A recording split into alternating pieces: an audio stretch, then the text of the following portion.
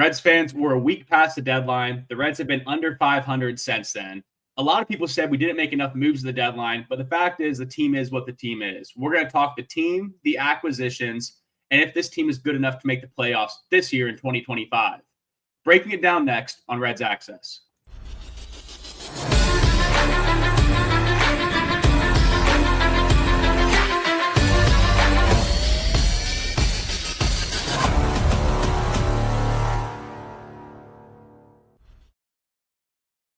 Welcome to Reds Access, your weekly Cincinnati Reds talk show podcast, hosted by myself, Colin, and Kyler Osterberger, as always.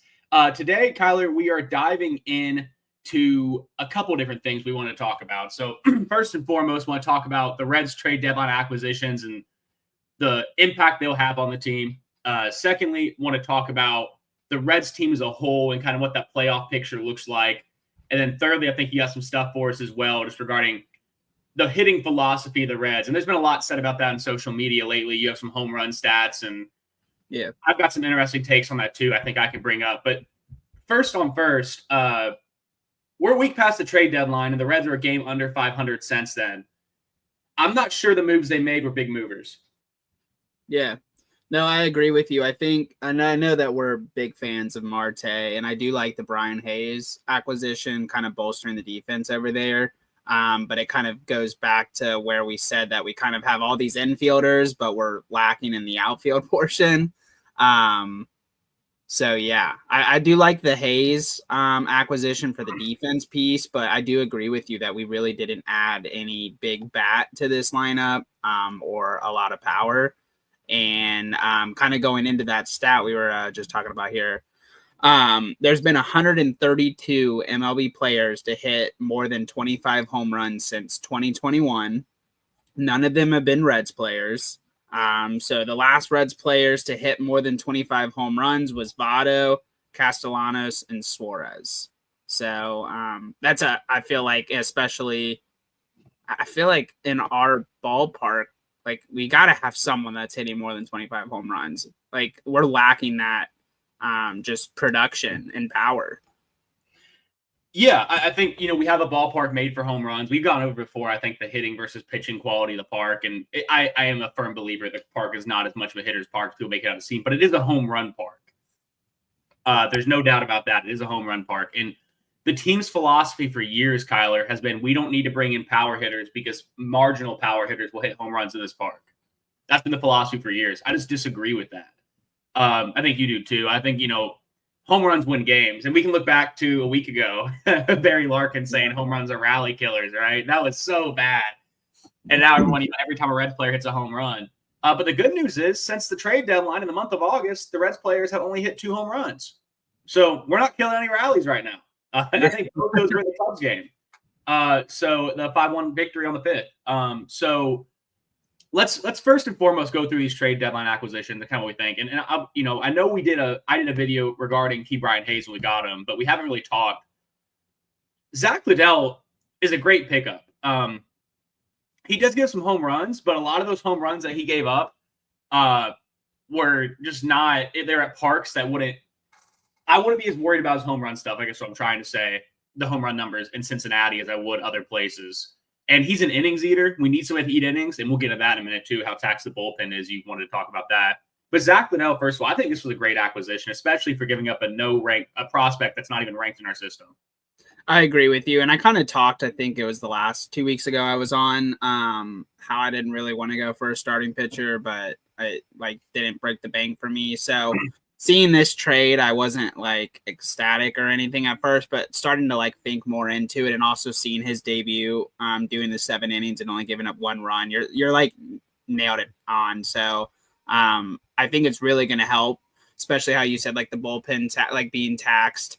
I think it was Barlow has 5 or 6 appearances in the last week. And then I think the other night Lodolo left with blisters. Nick Martinez came in. Yeah. It just. Did you hear why Martinez only pitched 2 innings in that game? That was okay, because the game before they mismanaged the hell out of him. He warmed up 3 times. He got hot twice. Gotcha. And they kept sitting him back down. Yeah. Well, it goes right back into we need someone to eat innings, so we're not getting into these situations where Barlow comes out 6 times or Martinez warms up multiple times. So let me tell you about. I saw Zach Kozar. He's all over Twitter these days. Yeah, and I saw Zach Kozar made a post about guys going and eating innings, and I think it was in relation to yesterday. Brady Singer failed to go 5 innings, gave up 4 runs. We lost to the Pirates. Everybody knows that. However, he was talking about how guys somebody was saying how Brady Singer reminded them of Mike Leake, Bronson Arroyo. Like he's going to give up 3 or 4 runs, but he's going to go 6 innings. But he didn't. He was 4 innings, gave up 4 runs. And and Kozar came over the top and said, but you knew with Arroyo or Mike Leake, if they gave up 4 or 5 runs, they were still going to give you 6 or 7 innings. right. In Arroyo's case, he's going to throw 140 pitches. Yeah. And so that's the difference. You need a guy that can eat innings. And Littell's that guy. And I bring this up because look at this. When he played against the Reds here, look at this. So the Reds, 6 innings, 10 hits he gave up against us, and 5 runs. But he still went through 100 pitches and through 6 innings, giving up 5 runs. There's not a lot of guys on our staff that can do that right now. And it ended up being a good thing we traded for a starting pitcher because, and you can see the goal, by the way. You can see the goal of this acquisition to bring bullpen help by bringing Martinez to the bullpen. By the way, Nick Martinez was probably the best bullpen arm we had last year. He was very, very good. Yeah, I agree. It just sucks that we're losing 15 days of that because Lodolo went out, at least until Green comes back. Right. Which should be next week, I think. I think he had one more rehab start. Yeah, I think, there's his 3rd or something like that. Yeah. Burns to the bullpen, too, is something that's going to happen. I think that was the idea when Green came back, Burns to the bullpen, which I like. I think Burns would be great out of the bullpen. And I think his future is as a starter, but how can he best help the team now is out of the bullpen. Right. He can give us 102 miles an hour for an inning once every 3 games. Great. I mean, yeah, just like a setup or something like that, just to kind of get us through. 100%. And Luis May throws really hard, but it just doesn't have he doesn't have the movement to get swing and miss on that 100-mile-an-hour fastball, whereas Burns obviously does. But so I think it was a good pickup because I got off topic. I saw the vision of giving bullpen help by moving guys that are swing arms into the bullpen from our rotation. Yeah. I saw the vision with that. And it's a good vision. I like the idea. I think the team got better with Zach Littell. I think the team got straight up better. He's having a very good year, but he's also been very solid throughout his career. He's not really had any bad years. He had one year he was in the bullpen. That was when he was in 2022, 5.08 ERA. But every other year, out when he started starting games, he's been sub 4 ERA every year. I mean, he's been very good. Last second, Kyler, I mean like 3 minutes before the trade deadline, the Reds acquired Miguel Andujar, 30-year-old lefty killer. We talked about him, I think, or maybe I talked about him last week in my video. Yeah, absolute lefty killer. And he had his first big win, our first game of the year, that Cubs game actually on the 4th. Two hits, right? Yeah, 2 hits. He had a double. That Cubs game on the 4th was insane because every guy that got picked up, Littell started.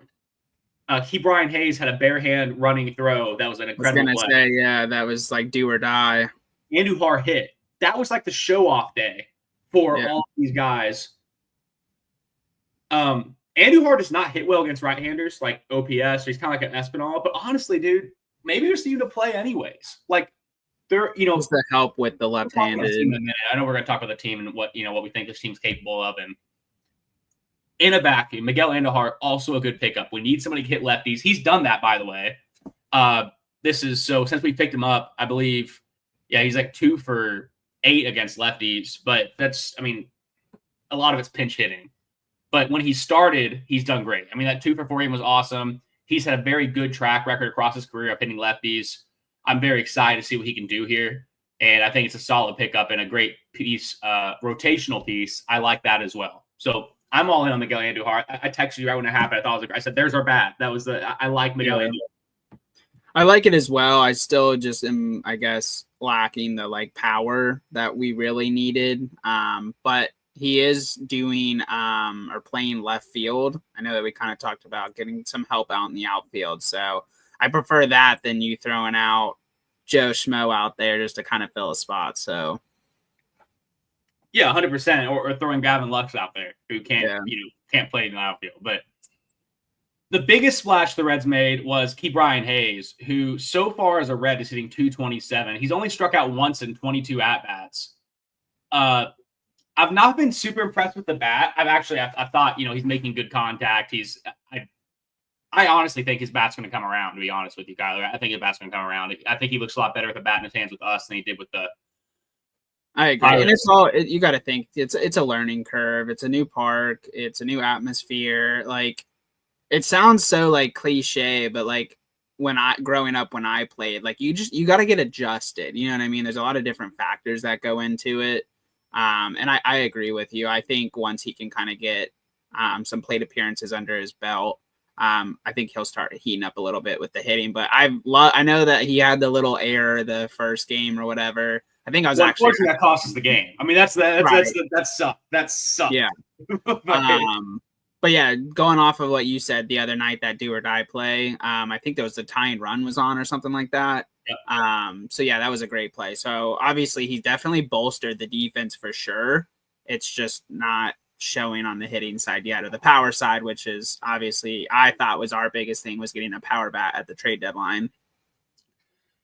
I did too. Again, but looking in a vacuum of what he's done, Ke'Bryan Hayes is an absolute animal in the field. He might be the best fielder in the MLB, like genuinely. I mean, he's well known to be an amazing third baseman. Yeah. And I'm glad to have him on the team. We also have control. Is it 29? I would say we have a free agent in 2030. 2030. So we got Ke'Bryan Hayes for a long time on this team. Yeah, I like the acquisition. Like I said, the defense. I'm just hoping the hitting comes along, and it's kind of just like a great on both sides. The hitting is the thing. So we'll move on to that topic. So talk about where we see the Reds going for this season, right? Let me go back to the schedule. First of all, we have to win the last 3 games against the Pirates. There's no other way to do it. We have to. Yeah.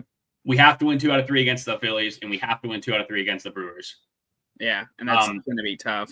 Really, we need to try to win 2 out of 3 every series here on out.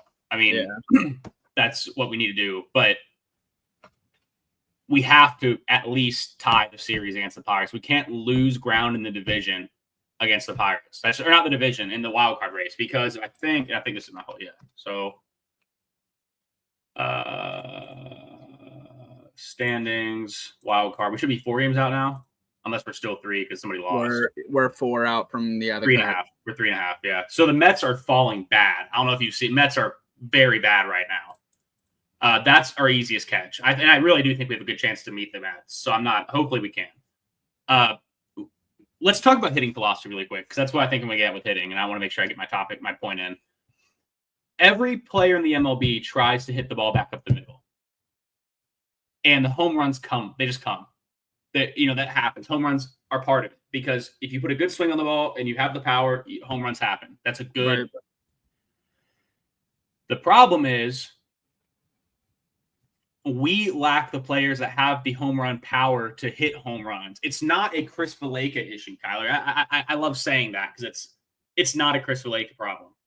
Yeah. It is from a team standpoint, we lack the ability to hit the ball out of the ballpark. Right.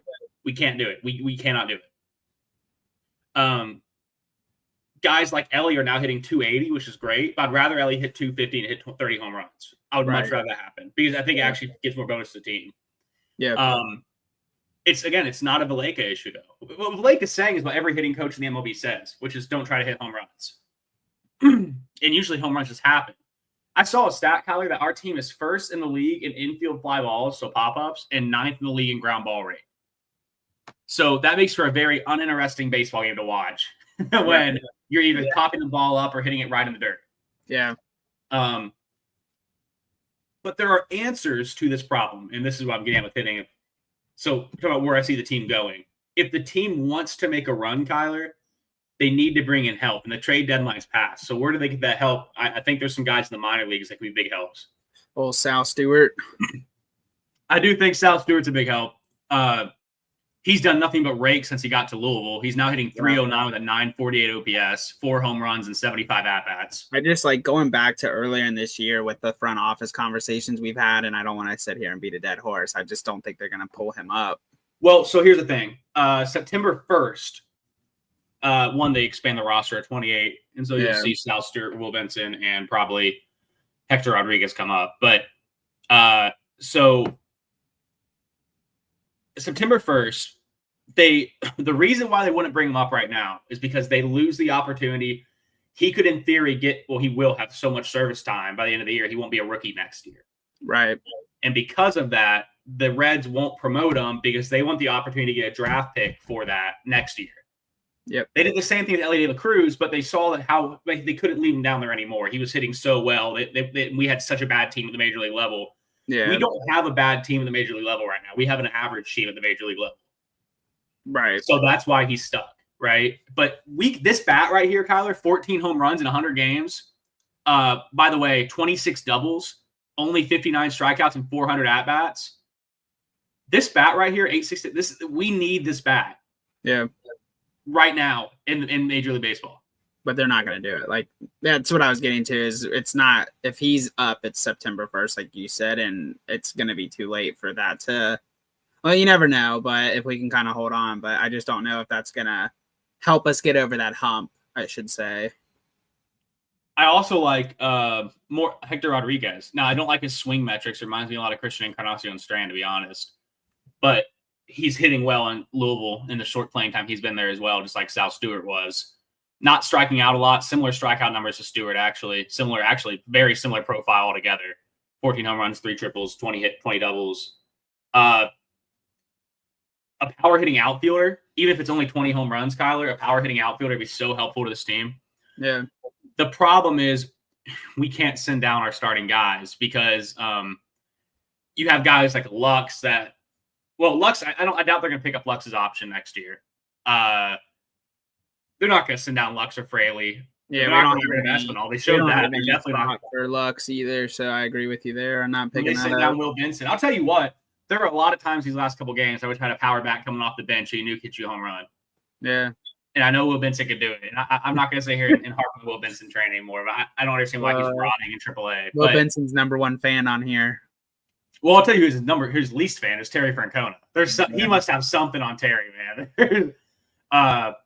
So where do I see this team? It was what I was getting at with this. We need to bring in help for hitting. First and foremost, there needs to be some hitting help here. And if I can get that, I think this team can make a run. I already had that up. Whoops.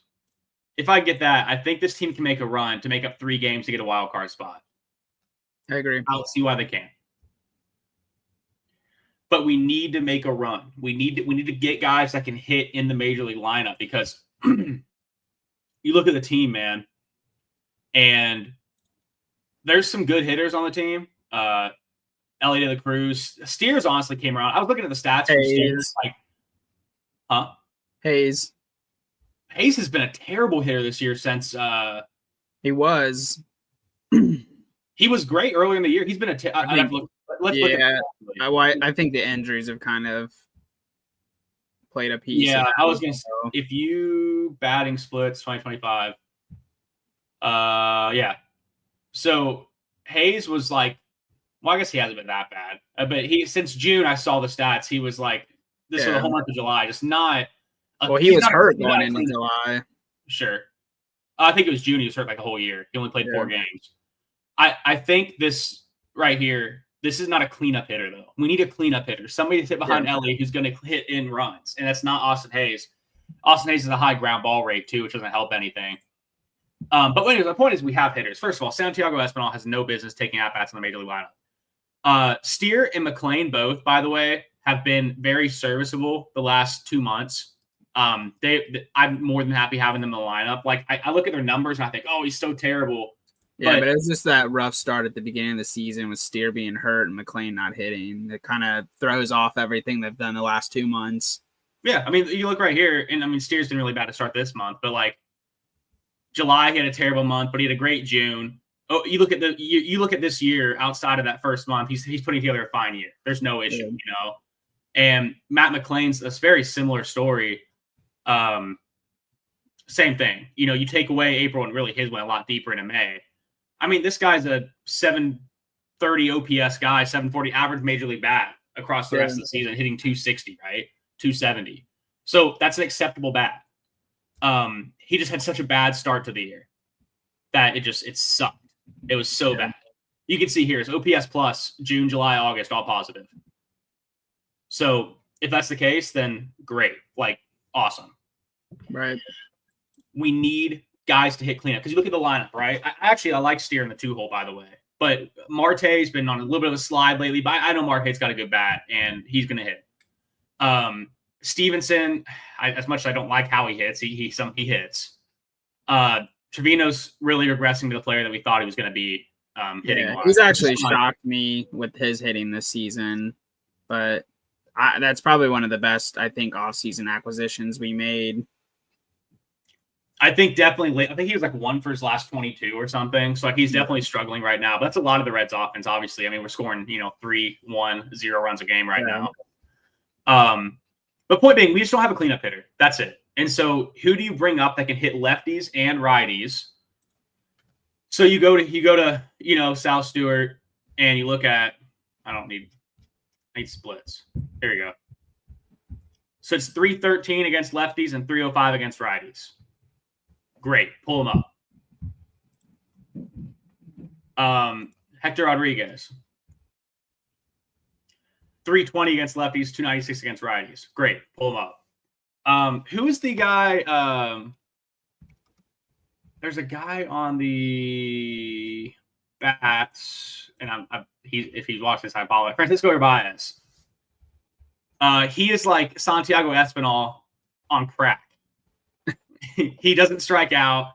He hits home run. Well, he doesn't have much power, but he hits on base, dude. Hits a ton of doubles, 29 doubles this season in AAA across 82 games.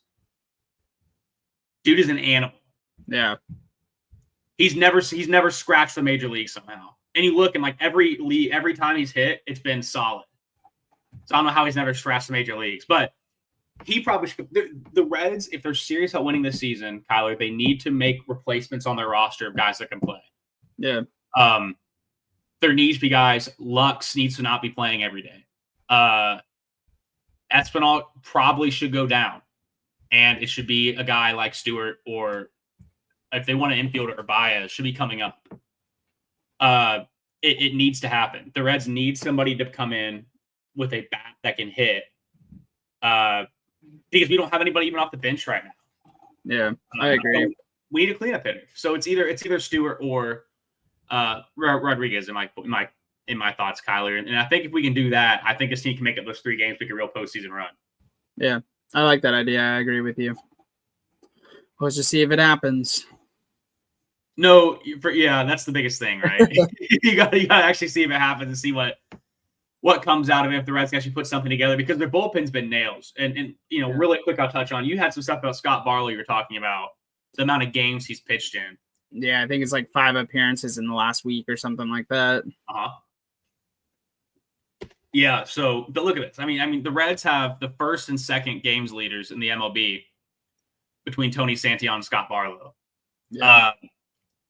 We need another bullpen arm too, which it just has to come from it's got to come from a guy like Petty once we get our rotation back. Once we get our rotation back, man, I really do think this team has a chance to make a run and knock off 7 or 8 wins in a row. We just got to get the bats figured out, because right now, man, I don't know. Did you watch the game yesterday? I haven't.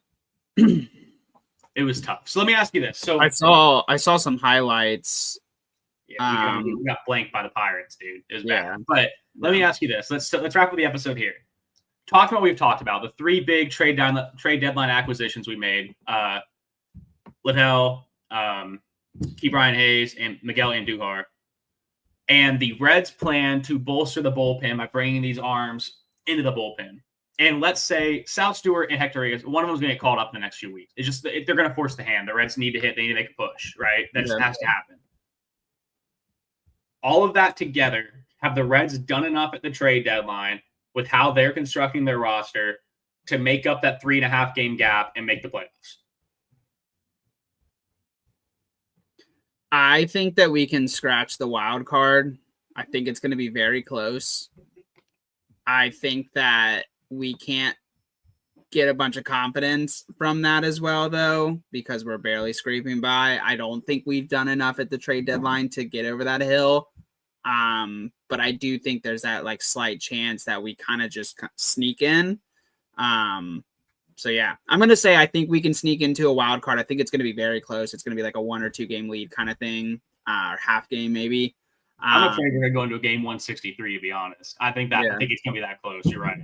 I think it's going to be a very close call. I think we can do it. I think that we can get that fire in us. I think that they can pull it, but I just don't want this team to have that confidence to where, you know what I mean? You kind of go in like cocky almost. We've lost the wild card many, many times over our lifetime. So let's leave it. So let's finish it off with this. Going into September, we have our bats come in, right? We have, let's say, Stewart and Rodriguez get called up, and so we finally have some guys on the lineup that can hit. Going into September, we play the 2 teams we chase, the Mets and the Padres. That's 6 games to make up right there. We play good baseball. Then we go into our division, and assuming the Cubs keep playing the way they have lately, which has not been great baseball, there's a chance the Cubs are a team we can catch too, especially in this 4-game series right here. Yeah. We have 3 teams we're playing that we should be trying to play for meaningful baseball within a 3-week span to end the season. And the biggest part, 1, 2, 3, 4, 5, 6, 7, 8, 9, 10, 11, 12, 13 games in the division to end the season. Yeah. There could be a lot of switch up really quick. It's going to go down. The season's going to go down to the wire. But I agree with you. I think final statement, I agree with you. I think this team's done enough to make the playoffs, Kyler. I think they improved the team while maintaining the team's cheap, and they can only spend so much money. They improved the team. The team got better, and that's all you can ask for.